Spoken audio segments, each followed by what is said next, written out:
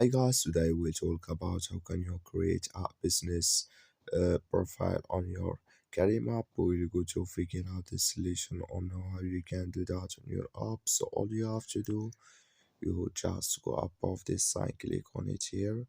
So then it's going to show for you list like this. Then all you have to do, just click here on profile here.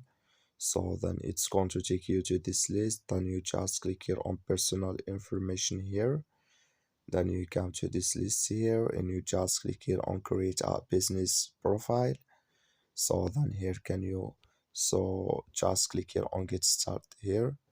And here can you, if you want to add cash or add credit card here, then you click on next. So then add all your information you have, then it's going to create with you on your carry map. That's all. Thank you for watching. Don't forget to support us by like and subscribe.